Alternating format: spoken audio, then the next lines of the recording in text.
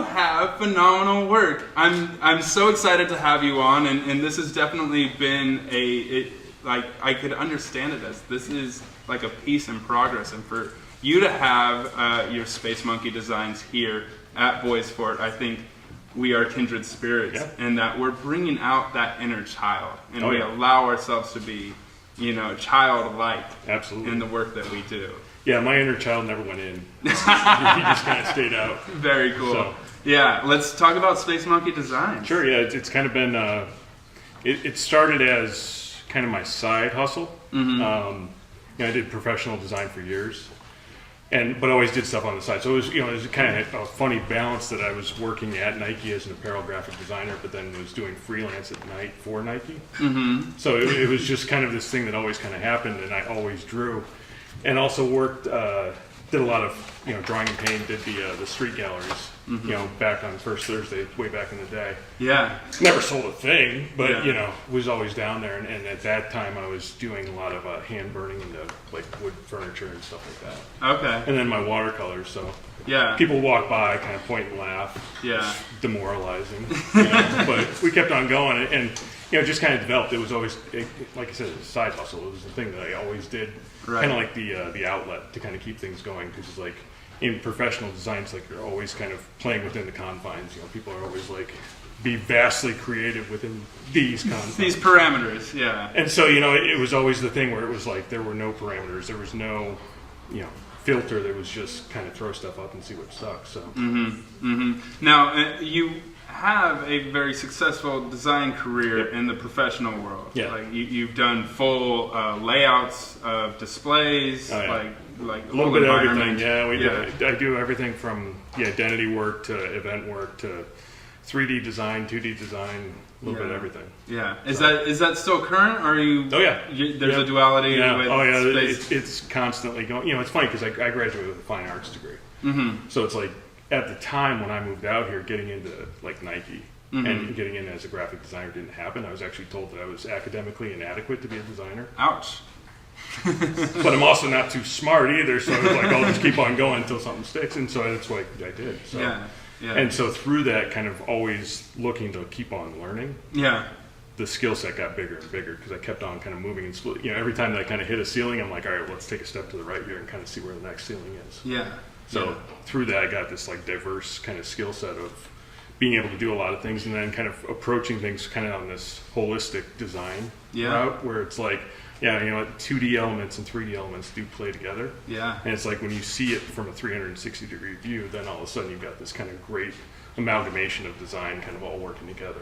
Absolutely. So. And I think maybe some of the inspiration may come, which is very obvious when you witness your work. You're very comic book, superhero inspired. Yeah, I mean, it was, I grew up in a small town, and so it was B movies and sci-fi every weekend, every, night and stuff like that. And so it was, comic books were at the local pharmacy. We'd go down, we'd pick those up, and that's just kind of what we had. And, it's like growing up, we used, what was at arm's length. It's like there wasn't a whole lot. It's like my first Millennium Falcon wasn't the one that we bought at the store. It was the one that I made out of a bunch of styrofoam. Awesome. It's like we made toys out of wood. It's just how we grew up. So, and I think that's kind of, reflected in what I do now, because it's like a lot of it is reclaimed wood. It's, going out and picking stuff up, and, I've got a patient wife, God bless her, because it's just like, I'll roll home with like a coffee table and she's like, okay. And then, it's chopped up and it's turned into a painting. So, it's just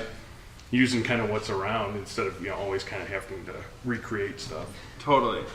Where would you say that inspiration comes from? Well, it's, honestly, it's my folks. My folks were just, that's kind of the way they were. It's I learned dumpster diving from my dad. We used to roll around in our 79 Volvo wagon, and if there was something cool on the side of the road, we'd pick it up.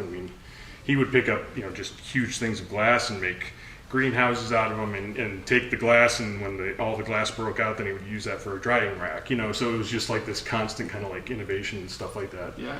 Both my folks were big into antiques, and so that's kind of where the roughed up kind of look of everything that I do kind of comes from.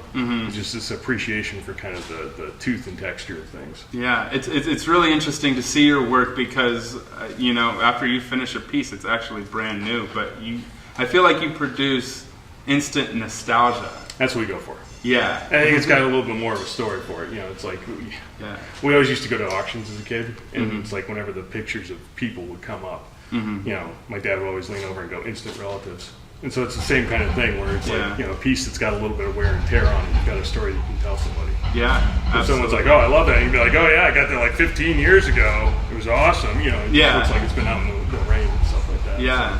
So. Yeah. Well, what I'd really like to talk to you about, because you're such a prolific worker, I'd like to get into your head about the flow state of things and where you find like your most, where you're most capable of producing your best work.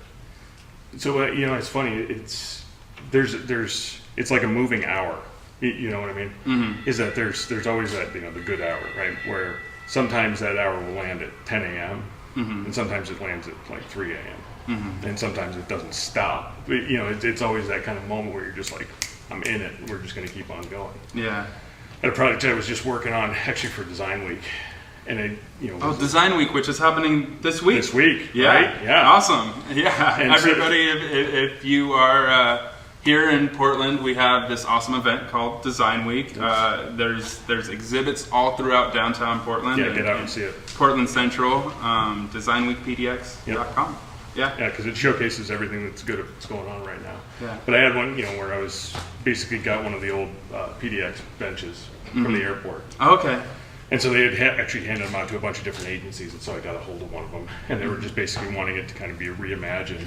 And so I had hit the point where I was chasing a rabbit and didn't quite happen, but then I hit that kind of good hour and just happened to be at like, you know, I think 1 o'clock in the morning. Yeah. Where I think I probably stood and looked at the thing for probably 45 minutes. So I'm like, all right, come on. Gotta talk to me. Well, what do we got? What do we got? And then I hit that, and I was just like, all right, we'll go. Yeah. And so it was a matter of, you know, a couple hours later, it was like, okay, the idea was there, and we're off and running. So is it on display here for Design? It is. It's so it's pdxoriginals.com. Okay. They have all the benches because they have the ones they've reupholstered. But then it's the Design Week / TEDx collaboration they've got going on. So they'll actually be on display at their showroom. There's an open house, I think, this Friday, and then they'll be at TEDx on Saturday. Very cool. Yeah. Very cool. Like I have so many questions for you.